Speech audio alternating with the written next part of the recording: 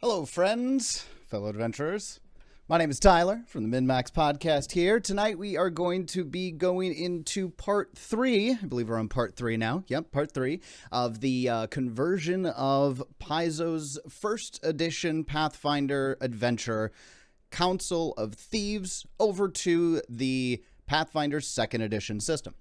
Today we're going to be taking a look at completing, most likely, at least, the first level of the adventure, which is, as the PCs start, as your players start the adventure, up to roughly where they gain their second level in the adventure. Today's going to be a really important day for this sort of thing because we are doing all of our treasure conversion from what's in the book at the end of each of the levels. So today we're going to be taking a look at what that means during the conversion process, or at least what my process is for that.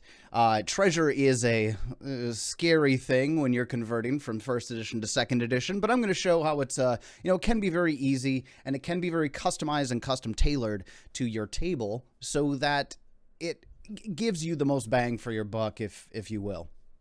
So we're going to head excuse me. We're going to head on over to our conversion page here. So let's shoop on over. It's been really interesting, this whole process, and I just want to point out thank you to everybody who's come and joined me for these things, especially Corey. Thanks for joining me again. I appreciate you. I appreciate you a lot. As well as anybody else who's hopped in and taken a look, or any of our viewers on YouTube who are checking this thing out. It means a lot for us, to me, that you're, taking a look at this and going through the process with me.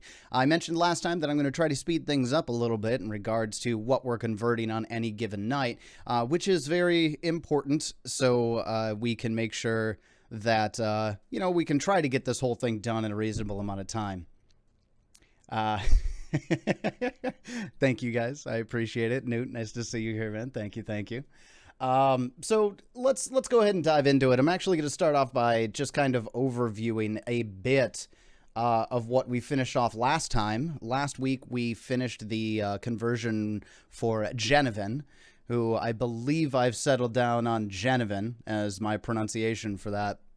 So we're going to go into that, and you'll actually see in my conversion document, I have the link. If you go to, it's a link in the description here, or if you're on the Twitch, you can find it in our Discord. I have it pinned into the conversion channel in there as well. The live conversion tables that I've got going for this. So we have the Genevan linked here now. And I'm pretty satisfied with where we laid out with Genevan. I'll call out in the guide here that Genevan is an ally for the PCs, and during this conversion, we aimed to make Genevan able to survive punishment if needed. However, we kept her offensive power on the low to moderate side to discourage. Not disencourage, discourage. Apparently that was I was having fun times. Discourage, not disencourage. There we go. Discourage the PCs from leaning on Genevan too much in the adventure. Now, I don't necessarily think that you need to completely tell them that, when you're role-playing for Genevan, she is... I've been doing a little bit of reading up on the adventure, reading ahead for this one. Genevan will assist, but she is, at her strongest when she's in the back lines. She is an archer, first and foremost, so take advantage of that, especially when it comes down to... the PCs and marching orders. It makes good sense for her to be towards the back, both for survivability for her and to keep her from putting herself in between your monsters that we're going to be converting and reskinning tonight, that are found in the sewer section of the Council of Thieves. And yeah, that's really what I want to go for that as well. Now, I did also in here, I put Genovan's gear in here. I'm not going to be assuming that the gear is going to be a direct translation over, or even part of what we're going to consider the pile of loot that the PCs can be getting during the first level of the adventure, because, well, the intention isn't to murder Janaven and take all of her stuff. Even though we discussed the potential possibility of that before. If that's something your table is going to be going down that road, that'll be something that you're going to have to handle on your own. You're not going to get any help from me there. So I'm probably not going to touch back too much on that at this point moving forward here, but it was important for me to call that out. So let's go ahead and let's get started here. We left off last time on page 12 and finishing Janaven's stat block. Now, there's not much for converting of DCs from this section. However, there is a little sense motive check that the PCs can make to recognize that Janaven is worried about something. So sense motive's pretty straightforward. That's a perception check, but we still have first level characters, and it's a DC 15 sense motive check. So we're looking at a DC 16 perception check. I'm not going to move that one up or down at all as far as the hard, easy, or very hard as far as that difficulty setting that we were looking at before. And I was going to kind of scroll over so that we can look at that table again a little bit, because it is going to be important as we convert some of these DCs, this DC adjustments table right here. For right now, we're not going to worry too much about it. In the meantime, let's see, we got that sense motive check is on page 13, and I still don't really have a straight section on this, so we're just going to dash that section one more time. No need for a source, no need for a threat level, and I don't really have any notes on that one in particular. So that's going to take us over to one of the next sections. We don't get our next check in here until page 15. Now, actually, the very first DC, aside from this sense motive check, the second DC we're doing here is an interesting one. I'll just read this verbatim for you because it's important. The sewer ledges are made of stone, and any square that shares a sewage channel is also slippery. And then in parentheses, it says increase the acrobatics DCs by 5 for anyone standing in the crossing of the channel as part of their movement. So that's interesting. They don't actually give us a acrobatics DC for a slippery surface. So this is going to be something that we're going to be digging in a little bit into the first edition Archives of Nethys to find this answer. Let's see. Slippery. Let's see if we can find anything if we do just a straight search for slippery. What we're looking for here is we're looking for the base level DCs for a slippery surface. Hey, Pickle, what's up, man? What's up? We're just chilling out in MNmaxed fam. How you doing, everyone? So we're gonna, let's see. Right now we're looking for the DC, or the acrobatics DC in first edition, for a slippery floor. So let's see. I've got in the rules section a floors bit here. Let's see if we can get anything useful from this. Flagstone, uneven flagstone. Okay, so here we go. Here's some specific rules in regards to the floors of dungeons. Here we go. Slippery. Water, ice, slime, or blood can make any dungeon floors described in this section more treacherous. Slippery floors increase the DC of acrobatics checks by 5. Okay, so that's interesting. It's not giving us actually an acrobatics check there. It's actually kind of copy-pasting the adventure, I should say, copy-pastes from the slippery section of this. So we got to think, what kind of surface are we looking at here? Whether it's uneven flagstone here in the second section, it calls out that uneven flagstones have a DC 10 acrobatics check to run or charge across the surface. They're going to add 5 to that. So that would be a DC 15 acrobatics check. But an acrobatics check for what exactly? In this case, in first edition, it was only if they were running or charging through this section. So let's take that same approach here. So this would actually be a DC 15 acrobatics which we know the DC converts over to 16. I don't think there's any reason for us to adjust that in any way, shape, or form. What is the acrobatics to prevent from falling? Well, in 2nd edition, your primary rule for that is going to be a balance. That's an acrobatics skill action. So a balance check is pretty straightforward here. You move across a narrow surface or uneven ground, attempting an acrobatics check against its balance DC. So we have our balance DC. In this case, it's 16. It's also important to note that while they're moving across this, they are flat-footed while on a narrow surface or uneven ground. I'm not going to consider this a narrow surface necessarily, but let's go ahead and say that this is going to be uneven ground, and it's a little slippery as well. So we're going to put a note in here. No, not DC 16 perception. We're still going to call this acrobatics.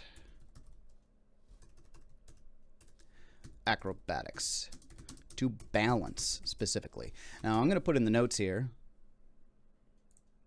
in this section, only applies to PCs that are running or charging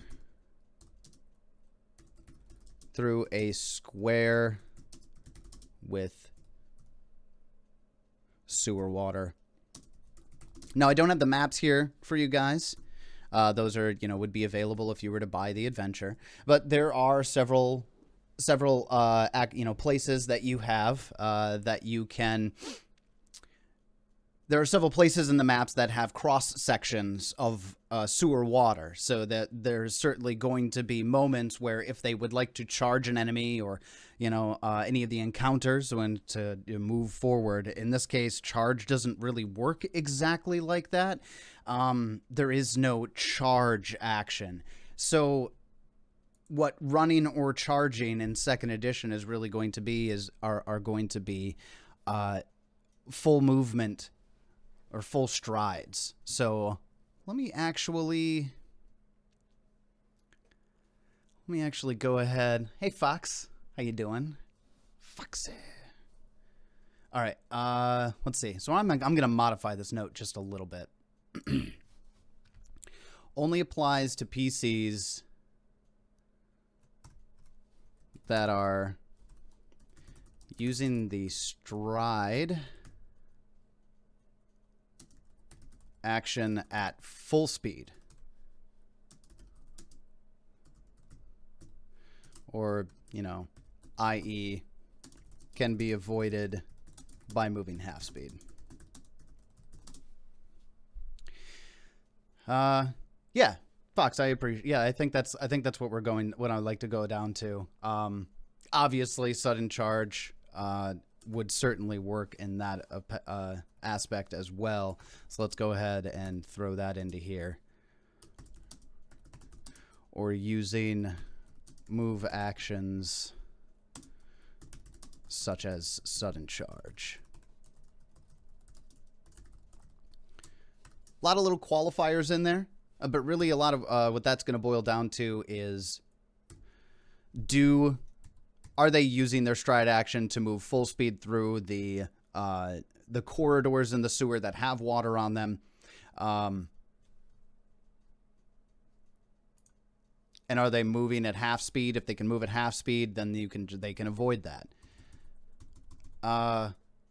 Fox, good call out. There's a monk leaping attack. And we'll put this one in here just to create a pattern and then drop that ever-loving etc. at the end of it. Love, etc. That's going to account for any other movement actions or movement attacks. Basically, we're looking at using an action with the move trait at more than half speed. I'm wondering if that's a better way for me to put this. I'll consider coming back to that later. Oh, yeah, let's consider coming back to that later. I don't want to get too stuck on this, so I'm just going to drop here in parentheses. Consider condensing word count, because we could certainly condense that word count a little bit there. All right, so then that's that acrobatics increase, or that touch on it, is on page 13 as well. Is that page 13? Oh, good. Fancy fonts. No, that's page 15. Yeah, it's page 15. All right. We're still not in a particular section of this, but we are in part 2. So let's just go ahead and call this P2 because I can't keep leaving these blank. P2. All right. So let's going to go into the next bit here. This one's fun. In the same section, same page, same section, we've got Filth Fever. Now, in this case, you're going to end up using the Filth Fever disease if the PCs, let's see if I can do this. Let's see. Though the runoff is mostly water, there is sewage and garbage in it as well, and anyone who drinks it or gets it in a wound, mouth, or eye risks contracting filth fever. So let's go ahead and let's take a look at filth fever. I do know, as I looked into this before, that there are monsters that have filth fever. In particular, the giant rat has filth fever, and you can see it right here. Pretty straightforward. The sickened, this is just a little qualifier. The sickened and unconscious conditions from filth fever don't improve on their own until the disease is cured. But it's a really straightforward thing. Very appropriate for first level with a DC 14 fortitude save. I would consider that an easy or normal save at the DC by level table. And stage 1 is that they're a carrier with no effect for a couple of hours. Then they become sickened 1 after a day, sickened 1 and slowed after a day, and then unconscious after a day. And stage 5, this one actually can get pretty nasty. You just die. So what I'm going to do is I'm going to just copy this. Copy. But in the 2E section, we're going to say filth fever.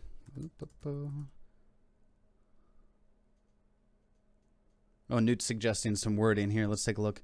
Oh, this is actually something that kind of follows design or style guides that they have in Strength of Thousands. A creature that strides more than half its speed in a single action must succeed a DC 20 reflex save or consequence. Interesting. Newt, question for you. Is that in regards to like slippery flooring? If that's in reference to slippery flooring, I believe that, using the acrobatics check to balance might not be the appropriate action here. I don't necessarily want to just copy and paste from other adventures necessarily, but that might make a little bit of sense. Maybe it could be one of those things that could be, I'm trying to think here. You can use a balance check to overcome it, but even then, I don't know if I necessarily like forcing something as harsh as a DC 20 reflex save, or even just using a reflex save for this in general. A bridge with rotten boards. That makes sense. There's actually a decent amount of adventures that have like the falling floorboards that require reflex saves. It's kind of more of a hazard or a trap. This would technically be a hazard. I like the suggestion, and I'm just gonna copy paste yoink that from the Twitch chat here and put it over.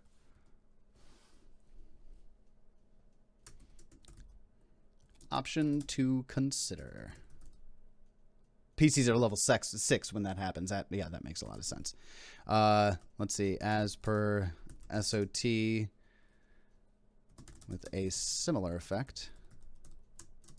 And then we'll just paste that in there. Yeah, I like that. Thank you, Newt. I appreciate that. By the time we're all done with this, folks, we're going to be, we're going to have converted this adventure together. Okay, so get back to Filth Fever for a second here. Filth Fever, as per giant rat. And we're going to go ahead and we're going to... Oh, nope, that's not how that works. I believe it's... I think it's Control K in Google Sheets. Let's try it. Control K. Hey-oh, there we go.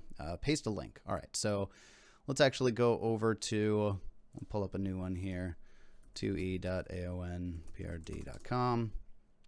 Let's find the giant rat in here. I do like to, when I'm doing direct links to references, as opposed to using Easy Tool like I have been for quick referencing, I do like using Nethys as the direct links, because direct links to Easy Tool, in the past at least, have not been terribly reliable. A lot of times you'll find that you get this this item has moved permanently error, or what's the equivalent of a 404 error within the tool.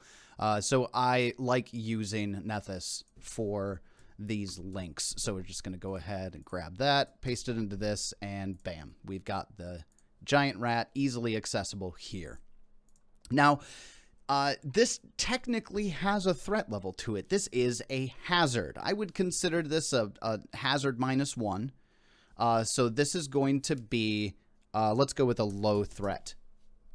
No. This is trivial. This is a trivial threat. It's one save to avoid this. And although it's a disease that could be pretty nasty, I'm changing my mind again. We're going back to low threat. It can be kind of nasty. Now that's not a by the rules low threat. I just like that, and I'm going to keep it. So there we go. Let's see. We've got After Filth Fever here. Then we start talking about entrances to and exits from the sewers are relatively rare, but since the sewers are so well engineered, they consist of rusted metal ladders up from the sewer to a rectangular trap iron doors 10 feet above. Now, all of the sewer entrances are securely locked in order to prevent undesirables from the sewers, from using the sewers to move through the city with ease. Here's the important bit. Each of these iron trap doors is hardness 10, has 60 HP, and a break DC of 28.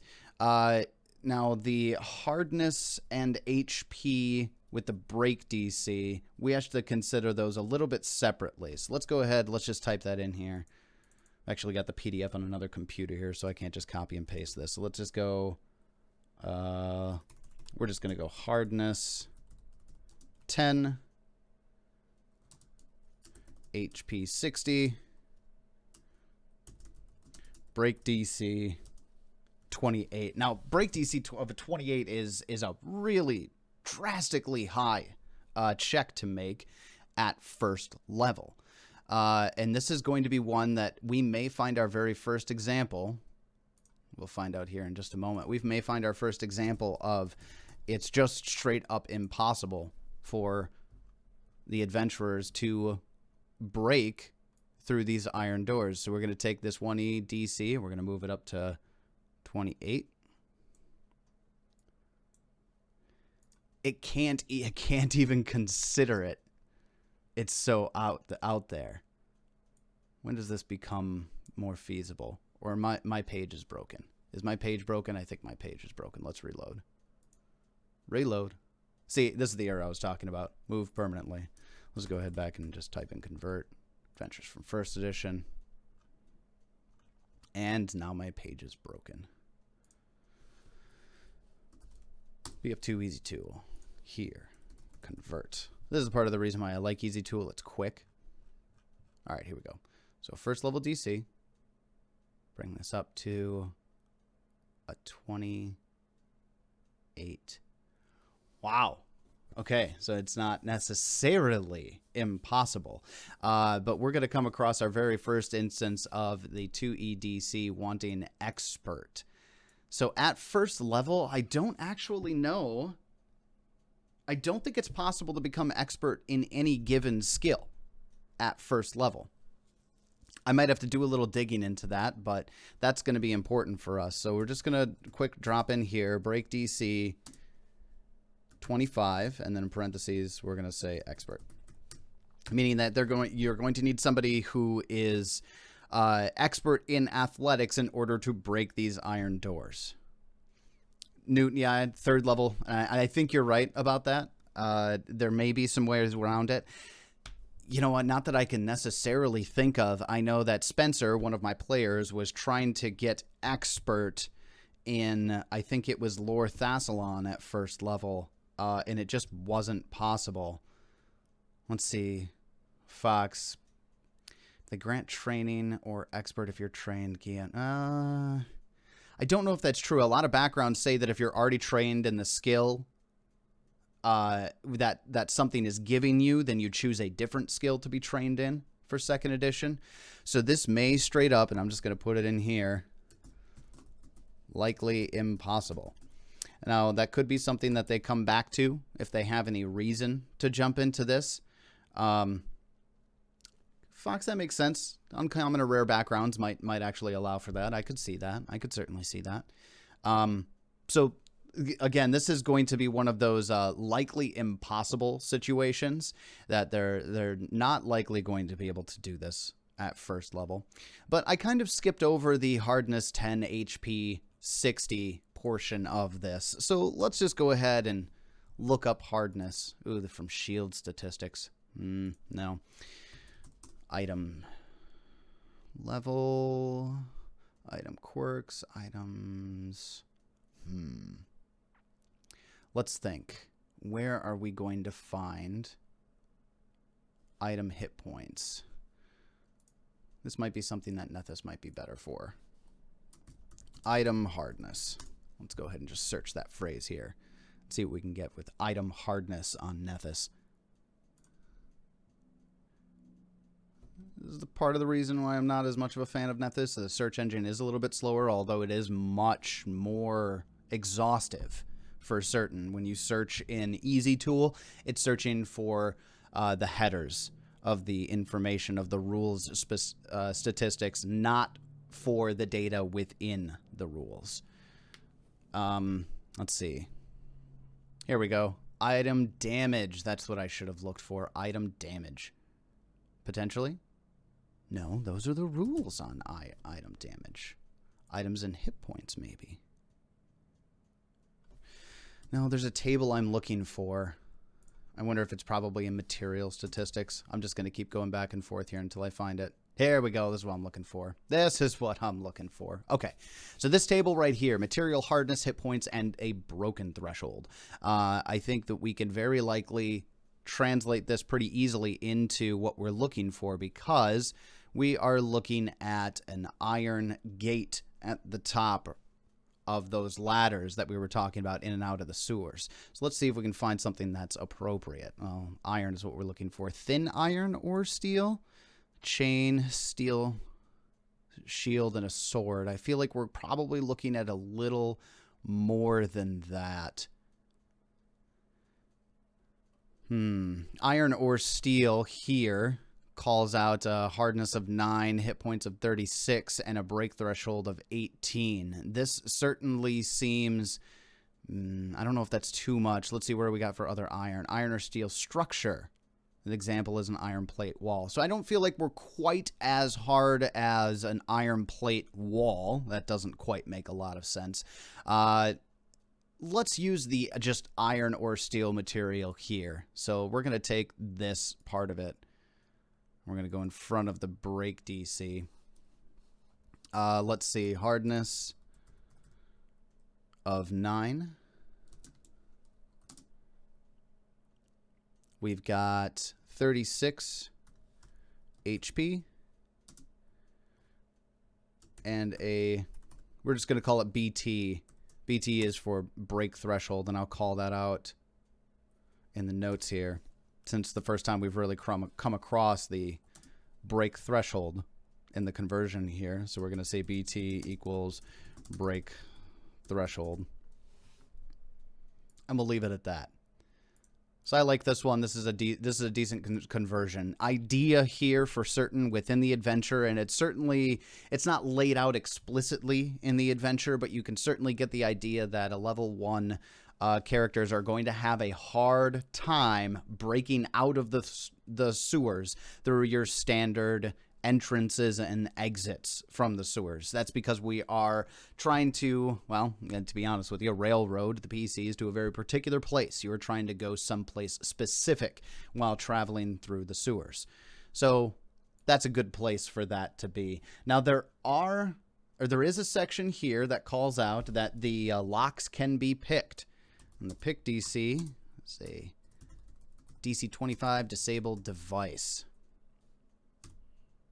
All aboard the railroads. You played an adventure path. You picked it. Get used to it. Something social contract. Take a drink.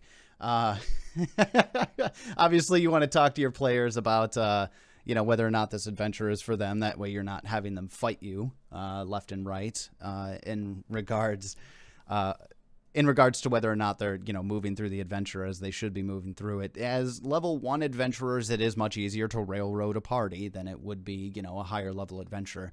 That's almost certainly always the case, but absolutely the case here. So now that we've got our disabled device on the locks there, let's go ahead and hop back over to Easy Tool. Do our convert search. And let's see. Did we break it again? It got broken again. It did. Something keeps happening. Pickle asks, didn't 1E have a different design in language in that instead of saying this is impossible, they just put a super high DC that can't be achieved anyways? You're not necessarily wrong. Although with the way that first edition was designed, even at first level, a break DC of 28 is not actually impossible. Fox, I appreciate you diving down that rabbit hole. I couldn't find any background, but it's from archetypes. If you go with the free archetype at level 1, players could get expert that early. Interesting call out there. I appreciate you going on that dive, Fox. Thank you. So I keep on having this tool keeps breaking on me every time I search away from this. So we're gonna cut this one more time and bring up PF2 again. Here we go. I'm just going to leave this one open and go with a new window or a new tab if I need to. For now, first level characters. This is a DC 25 disabled device check that we're looking at. This one's going to be, oh, here's that nearly impossible I was talking about. The DC 30 at level 1 is nearly impossible. It just doesn't even bother putting anything in there. But let's see. We're looking at a 25. No, leave me at the 25. Thank you. Oh, this is interesting. So from above, I didn't notice this right away. From above, if you're trying to pick the lock to get into the sewers from above, it is a DC 25, which does convert into a DC 22. Disabled device in 2nd edition is thievery. I hope I spelled thievery right. Looks like I did. Yay. And expert here, that means that's calling out that they have to be an expert in thievery to even make the attempt. That's from above. This is just going to solidify the whole you're on railroads, deal with it. If you're trying to pick from below, the DC is actually a 35 disabled device check. So here's where we actually come across the impossible. Now, when something is impossible in 2nd edition, especially when we're dealing with a direct conversion, you get to a point in 1st edition where you can really honestly stack skills up. I don't know if it is impossible to get a DC 35 disabled device at level 1 in 1st edition. I think it's nearly impossible if it isn't if not directly called out, it's certainly implied. So we're just going to go ahead and say it's impossible for this. Now, they may come back to try to pick these sewer locks later. If that's something that they would like to do, you should reapproach this. Because if we actually go and increase the character level here, let's say we've got a 3rd level character. You see this DC adjusting here? See how it doesn't actually change the DC all that much between each of these adjustments, right? It actually goes up from level 1. So let's see what the 35 is. If we go 35. Impossible at level 1. Here we go. So these sewer locks are so impossible to pick that even at 8th level, you need to be a master in order to do it. They don't want you to pick these damn locks. They don't want you in the sewer. So if you feel like it is something that your players should be able to get into, I think that's going to have to be a GM Fiat thing.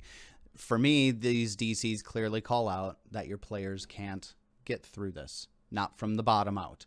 Now, there are absolutely spells that would overcome this. Knock anyone. I think knock might actually work out in a situation like this. So just for the sake of the thought process here, let's go and take a look at knock. Second level spell. It's accessible at third level. Let's see. You know, I haven't actually looked at knock. This is much different than I thought it was. You make the target easier to open. Knock grants a +4 status bonus to any creature that tries to open the target door, lock, or container with an athletics or thievery check. Interesting. You can attempt a thievery check to open the target as part of casting lock, and you add your level even if you're untrained. So knock doesn't even make it necessarily something that just automatically happens in this edition. It just makes it a little bit easier. Even at a +4, nearly impossible here. One thing to note as a design difference between first edition and second edition, in first edition, your DCs were pretty fixed throughout, right? So a DC 35 disable device check in first edition is, impossible to make at first level.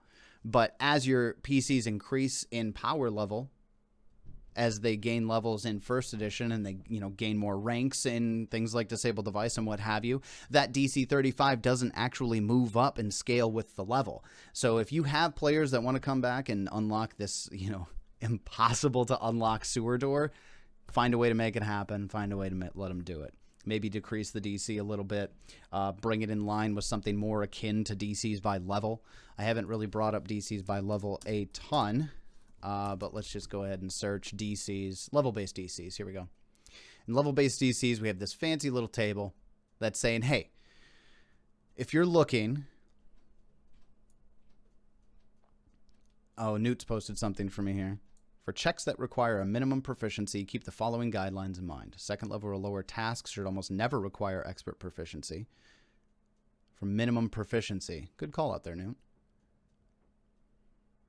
A 6th level or lower task should almost never require master proficiency, and a 14th level or lower task should almost never require legendary.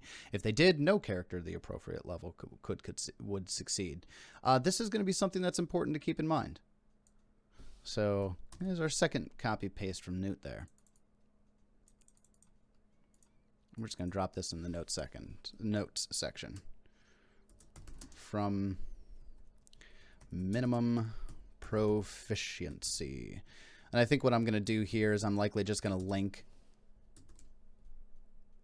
the ruling there that you copied there, Newt, and put it in there to make it a little easier to get to. But this is a good place for it to put in.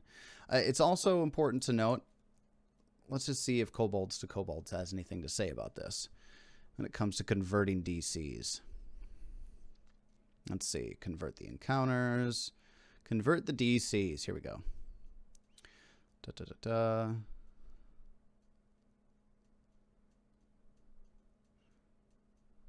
Just going to read through this for a little bit.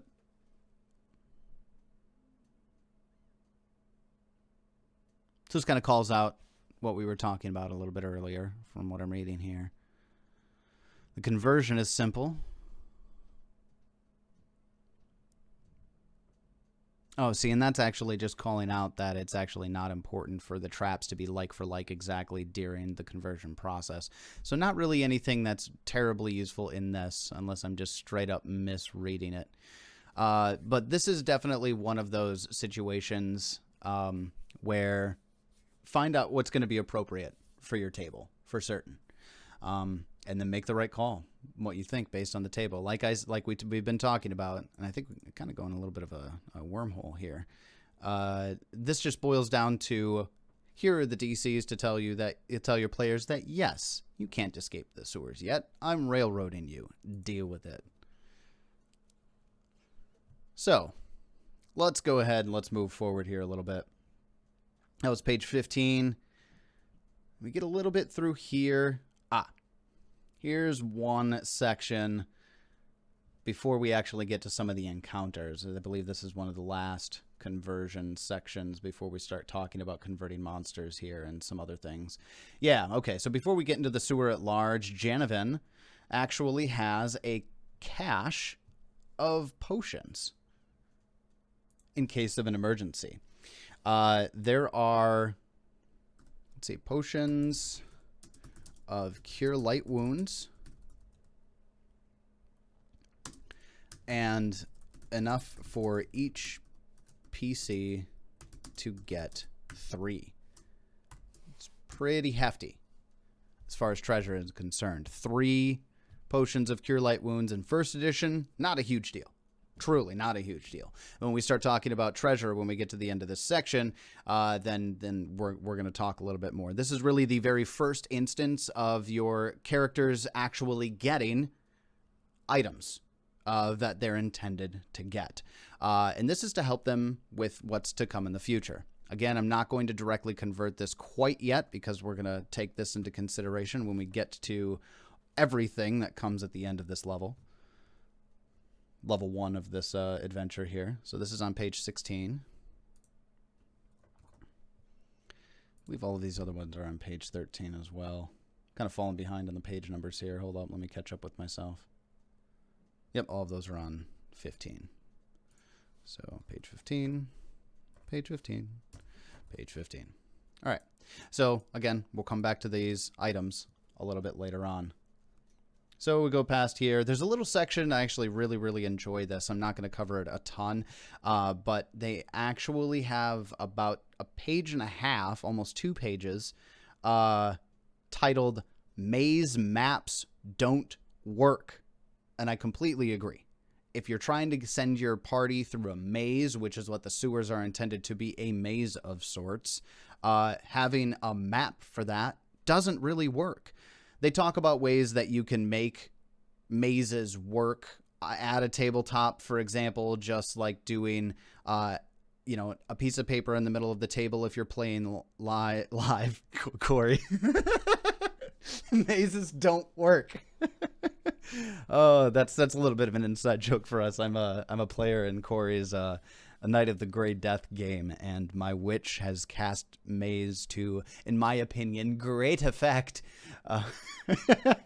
But anyways, so yeah, there's an entire section of the adventure talking about how mazes don't work really when it comes to maps. So they talk about strategies to still give that feeling of a maze without truly mapping out on a 5 foot grid or a 1-inch grid.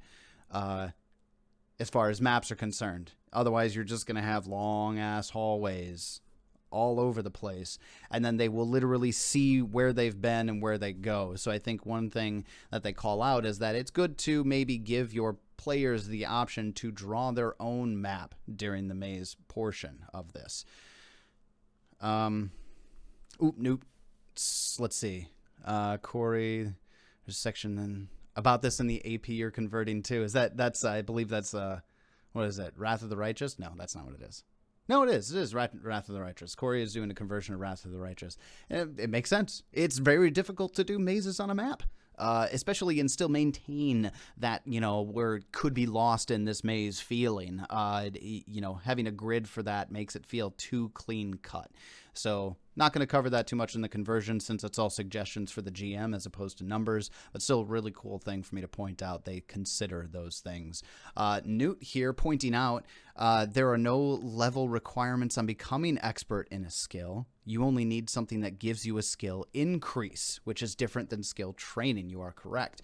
When you get a background that gives you training in one skill and then say a class that gives you training in another, then that's when you choose a different skill to train as opposed to doubling up and causing it to be expert.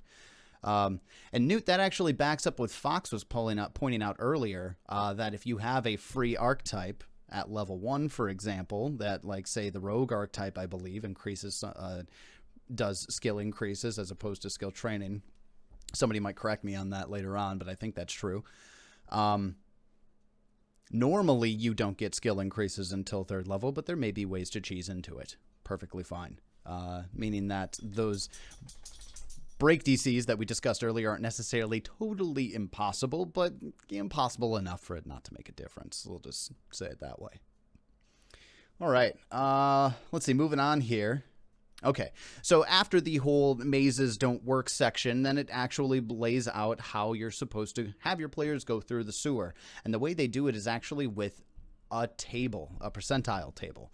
And there are a couple of different sections in the table. There's a 20% chance for no change. There's a junction, an intersection, an encounter, blockage, or an entrance, like we talked a little bit earlier with the entrances with those conversions.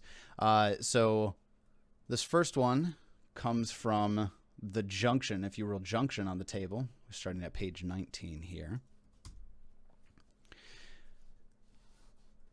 There is something that requires a DC 12 perception check. And this is to notice waypoint markers on the wall to help make your way through the maze. So I think like this one's pretty straightforward. We've got a DC 12 perception check. Not very hard necessarily. Just skip right past that 12 as I'm scrolling here. Why don't you? There we go. I'm going to DC 15 perception.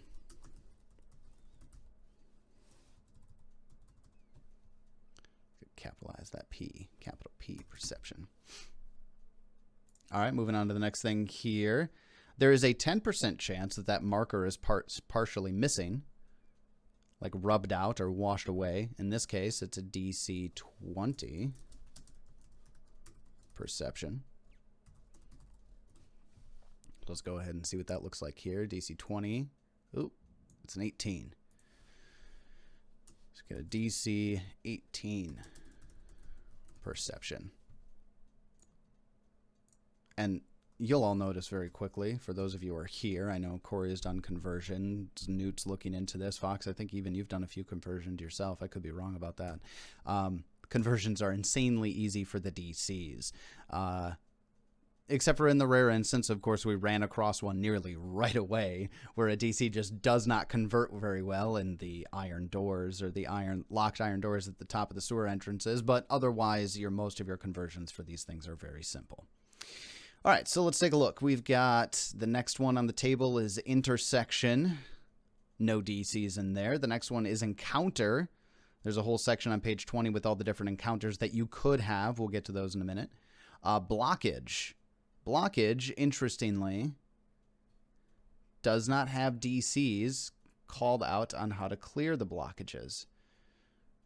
So that'd be something you'd have to find yourself. And then, of course, the entrance bit we covered a little bit earlier.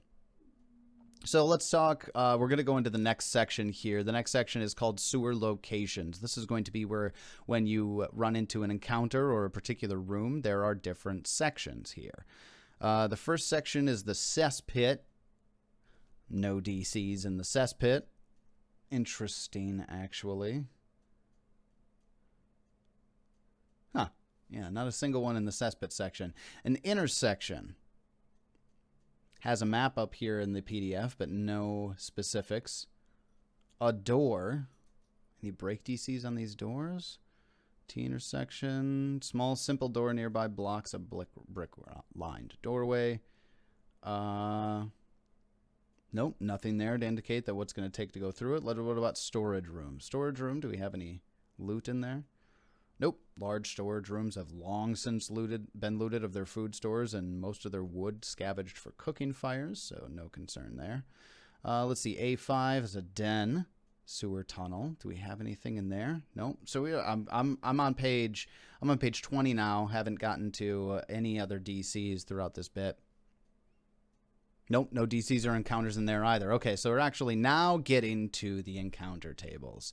The very first encounter that your PCs could run across, and again, this is if you get an encounter on the previous table for when they're traveling through the maze, you then roll another percentile for encounters. So let's see, what is the very first encounter we have? Hell Knight Patrol. The Hell Knight Order of the Rack have leapt at the chance to squash what they believe is a major rebellion in the throes of its birth. Okay, so we're going to convert the Hell Knight Armigers here in just a moment, but before we do that, there's a little section in the creatures.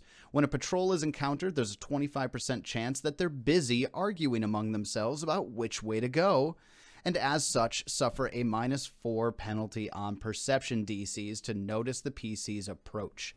Wow, a -4 is pretty hefty. Now, when it comes to these written into the AP, like if your PCs do this, give them this bonus, or give them that penalty, or, you know, creatures have this penalty or this bonus, you kind of have to go with your gut. I haven't found any direct conversions to this, right? So if, you know, somebody's trying to make a perception check to notice the PC's approach, in this case, the first edition, the Hell Knight Armigers get a -4 penalty on perception checks. I'm just going to go ahead and write this in here. What page are we on? Page 21? Yep, page 21.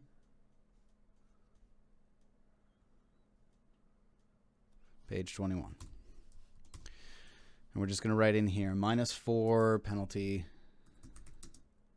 on perception checks.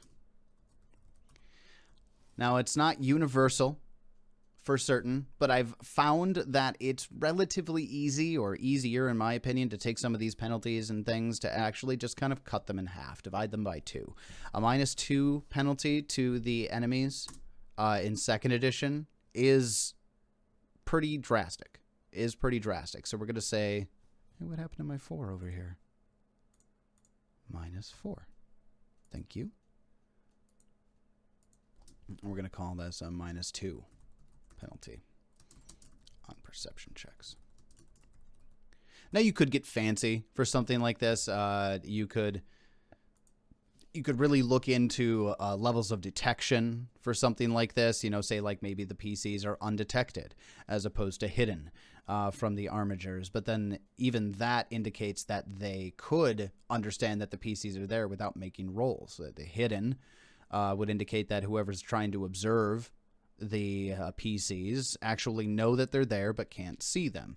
So I don't think that's the greatest option in my opinion. So I'm going to stick with making it a -2 penalty on perception checks, and actually, importantly here, and DCs. If you're playing with secret checks, you're going to be making secret checks for your PCs against the perception DC of the creature, in this case, the Hell Knight Armigers. So we're going to go with that. All right, now let's talk a little bit about the Hell Knight Armigers. The Hell Knight Armigers are a CR3. They are human warrior 1s. So let's see. For those of you who are not maybe as familiar with 1st edition, Warrior is an NPC class, where a lot of your guards and things fall under the warrior category. They're not as good as a fighter or a PC class fighter or another martial of that nature. Instead, they are 1st level NPC class. So the Hell Knight Armigers, there's 3 of them. Are we still on page 21? Yeah, we're still on page 21. We're going to convert a Hell Knight Armiger.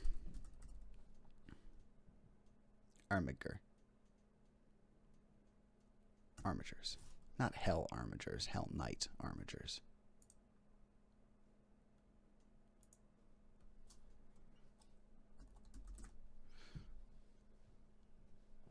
What scrubs the Hell Knights are reduced to? Truly. What scrubs indeed. Okay, so this is a CR 1/3. Now, we're going to go back over to kobolds here. Let's take a look at that chart that we saw a little bit earlier. Let's see if maybe down here. I think it's the first time looking at this chart this stream. Yep, here we go. So this one's really interesting because a CR 1/3, we're at 1st level here.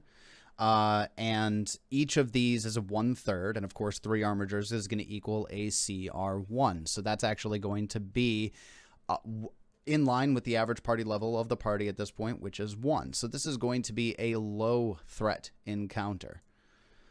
So a low threat encounter. Now let's think a little bit. I could just straight out convert the Hell Knight Armigers, but you don't want to spend all your time on, like Corey says, what scrubs? You don't need to waste a ton of time on these scrubs. So let's go over to Nethys here. Let's look at not character creation, game mastery, creatures. So they've actually got this beautiful little table here that you can really, really dig into. Let's just see if we have Hell Knights on this list. Hell Knight contains Hell Knight. I just tab out of that, right? How do I make that go? There we go. Here you are. Hell Knight Armigers. Ooh, but look at that. Level 4.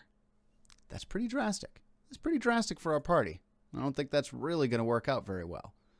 And if we go to the Hell Knight section here, the Hell Knights, they have Hell Knight Armigers here listed as creature 4 or a creature 11 for the Hell Knight Paravikar? Paravikar?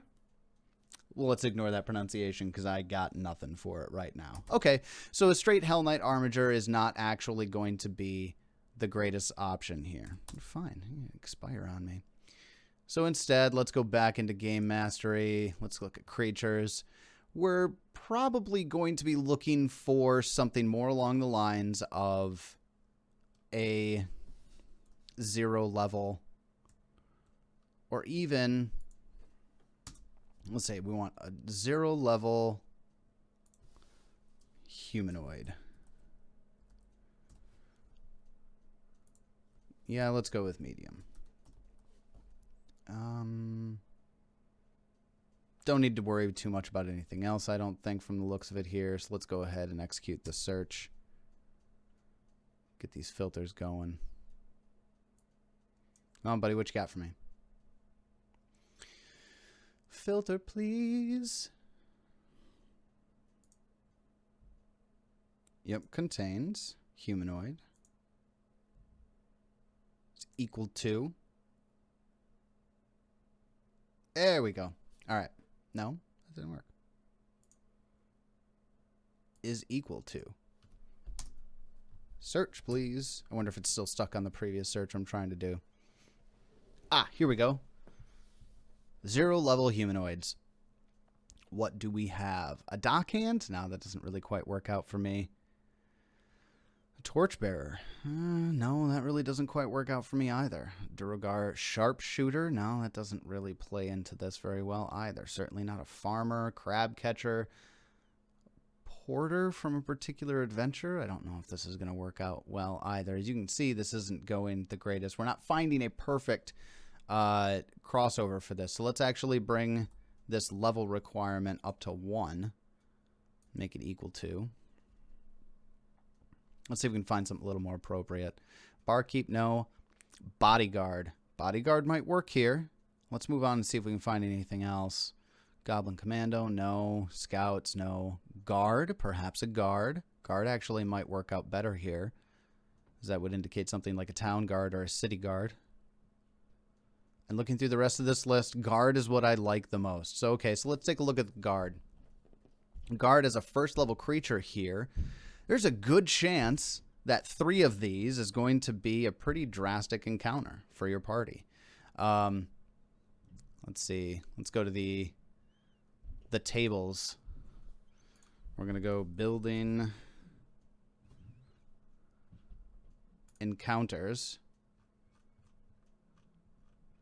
Let's find this. No, we don't have any spoilers for that. Get out of here. So we're looking for a low threat, which means our budget is 60. If we were to have 3 equal to the level of the party here, ugh, that gets pretty bad pretty quickly. Look at that. That's going to end up being 120 XP for 3 level 1 creatures. So 3 guards does not work out here. But we do, however, have the option to throw the weak template onto this. So I'm just going to go ahead and click weak here.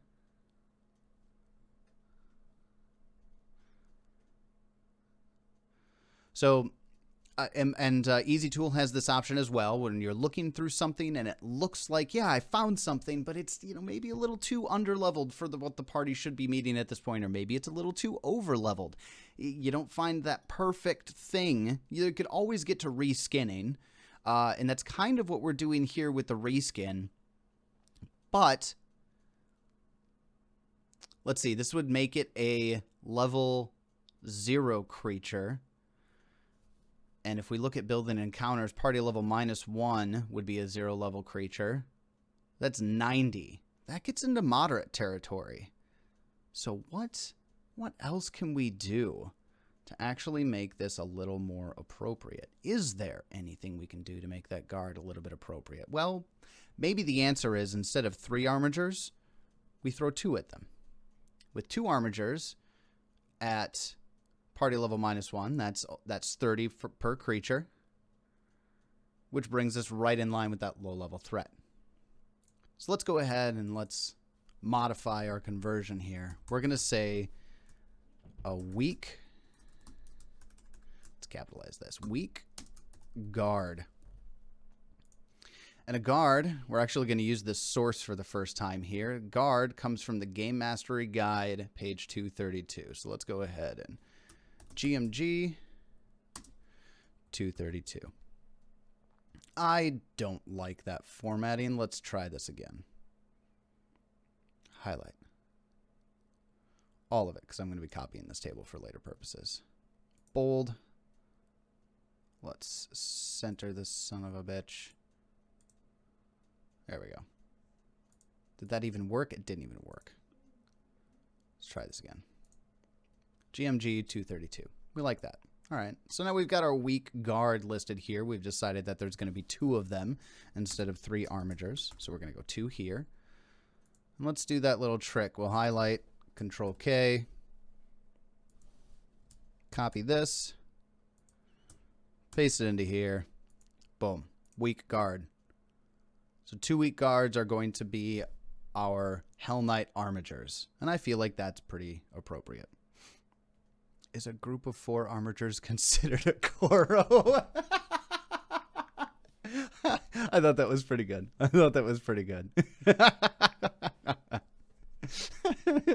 Oh, man. I like encouraging Pickle in all of his awful, awful puns. Hey, buddy. Anyways, all right. So we got the the Hell Knight armigers in here. What's next? What's the next encounter that we've got? We've got this thing called ooze bugs. They're actually called torbles. Interesting. Cheliax's sewers are remarkably free of rats, not because there's nothing for the rats to eat. Instead, the sewers are infested with strange amorphous predators called ooze bugs. Man. So this is probably going to be one of the first homebrew creatures that we do outside of Janavan. And let's see. Have we hit our hour? Boy, we're just going over the hour. Boy. I like talking to you guys about this conversion process. I feel like I'm going pretty slow about it. Let me know in the comments if you like the slow go that we do with this, where we're talking out each portion of the conversion process and you are enjoying this portion of it. Let me know, because we're really taking this slow in all reality. How many cells did we get through tonight? We only got through 11 cells. Or no, 10 cells. Oh, yeah. Yeah, the hour does go by really fast, Pickle. It goes by really fast. I really like talking this out, and part of the thing that I've been enjoying about this process, as compared to me converting it by myself in, my silence and my own headset here, when I'm, say, doing the Return of the Rune Lords conversion that I do for the podcast, I like talking it out with you guys. And yeah, we are interacting as we're going through it. So you know what? I'm not going to speed through these things. We're kind of getting to a close breaking point here. The Torbles will be fun because ooze pests, like, these things are really weird. There's one section in here. The Torbles are a CR 1/8 which if you're familiar with first edition at all, is insignificant. They have 1 HP in this, and they're 8 of them equal a CR1 encounter. So we're talking about extraordinarily weak creatures here. This is going to be a fun conversion. So I'm going to save that for the top of next time we do this. Time to build a swarm. I like the way you think, Pickle. I like the way you think. I think that will be perfect. I'm going to take a look at the Torbal's stat block a little closer next time. So... yeah, I think that's a good place to end it. I've got a couple of other things coming up here that are going to be really quick conversions. Some of the other things you encounter in the sewers are goblins, skeletons, and zombies, all easily already built in to the first edition bestiary. I believe they're all in bestiary 1 even. So there's not a lot of conversion that truly needs to be done with those or just reskinning. So we're going to start off with the Torbals. Next time around, 8 Torbals. And I'm just going to put a little note here. Swarm. We'll come to that later. It's still going to be, let's see, a CR1 encounter, which makes it a low threat encounter. We'll touch on that beginning of next encounter or the next conversion stream here. Again, I want to thank you guys so much for joining me tonight. Let's go back over to the full webcam video so I can talk at you guys.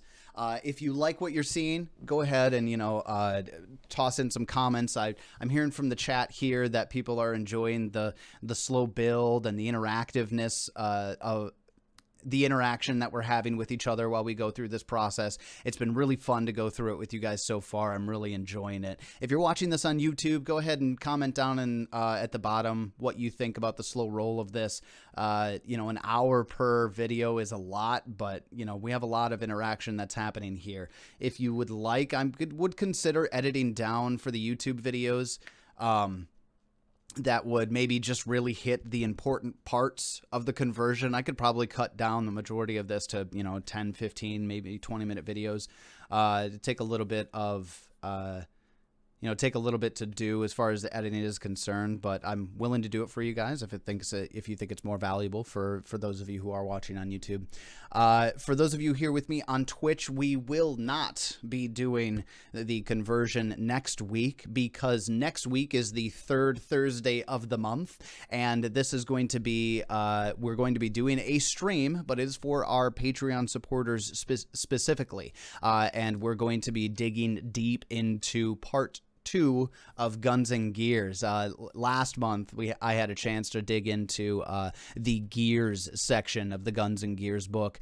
For next week, Thursday, same time, 7:30, we're going to be in the Discord server, streaming into that. And again, it's only for patrons.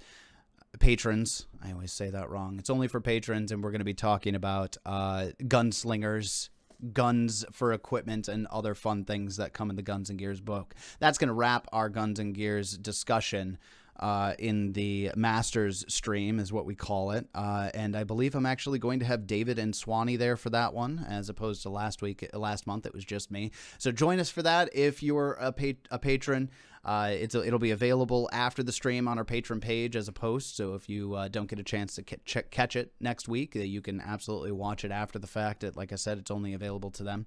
But in the meantime, thank you all for joining me very much, and we'll be seeing you here on Twitch in 2 weeks to continue our conversion, and we'll take a look at the Torbals and maybe making our first swarm.